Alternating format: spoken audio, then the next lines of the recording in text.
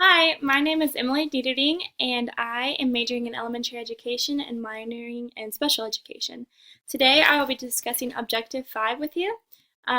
Objective 5 was all about being able to apply behavior management principles to a classroom and motivating students to be self-directed learners. The items covered in this section were from modules 4, 5, and 6. Those were social and emotional learning, classroom management, collaborative and academic social and emotional learning, or otherwise known as CASEL, and creating a professional development plan. So for social and emotional learning, this was our first point. Social and emotional learning, or otherwise known as SEL, is a process through which children and adults acquire and apply knowledge to understand how to manage emotions and feel empathy for others. SEL is all about creating people skills and making meaningful relationships. The the points in this were that they are creating our self-awareness, self-management, social awareness, responsible decision-making, and relationship skills. All of these help to be a better student and a better person in general. If you can relate to someone more easily, there's a better chance you'll get more jobs, you're going to do better in school, just in life in general. This starts all the way back in preschool, and it goes, and teachers should continue to teach it all the way through high school. This is the most, this is when the brain develops the most, is in the early years of life, and that's how it can be achieved the best. Classroom management is a set of rules you make for your classroom and how to handle all of the situations. The different parts of the classroom management plan is the statement of purpose, rules, procedures, consequences, and an action plan. The statement of purpose is a short, concise statement that explains to students, teachers, and peers your expectations for the classroom. You also want this to be positive. You don't want to start off with a negative um, action plan saying don't a lot and can't and all of these things, because that just sends a negative connotation out to everybody who's reading it. There's also your rules. These are pretty self-explanatory. These are the rules you set for your students on how to behave in the class and what is expected of them.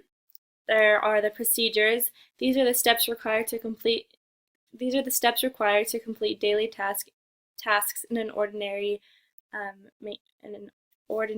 maintenance manner. Um, these are little things like raising your hand if you need to go to the bathroom, or just standing up, taking the hall pass, and going out into the hallway quietly. These are made so you don't interrupt the class and get everybody all riled up and lose control of your classroom. Next are the consequences. These can be both positive and negative.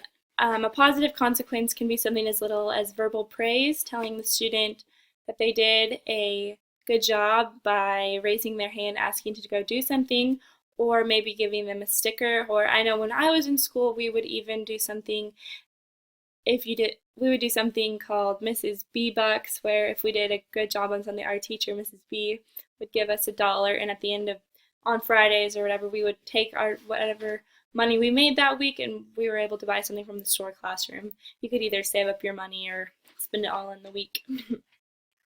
But there are also negative consequences, which could be, again, a verbal warning, just explaining to them why they can't do those things or telling them that that wasn't a good idea. Or it can be as extreme as letting the principal know after giving them several warnings, calling parents, etc. The action plan is a method to support the implementation of the management plan.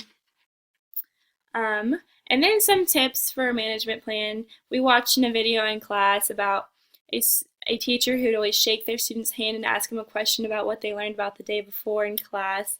And if they got it right, they were able to enter the classroom. The teacher uses this to have some almost one-on-one time with the students. They get that personal contact together. There is also the redirection technique, where if this is more for an elementary classroom, if a student is crying or upset or they're angry or something, the best thing to do is just redirect them completely from what they're upset about, and usually they'll forget in just a couple of moments. Little kids usually do. Positive behavioral interventions and support, or PBIS. This is effectively to teach appropriate behavior to all children, intervene early, use a multi-tier model of service delivery, use research-based, scientifically validated interventions to extend available, monitor student progress to inform interventions, use data to make decisions, use the assessment for 3 different purposes. This is how you create a solid development plan in your classroom.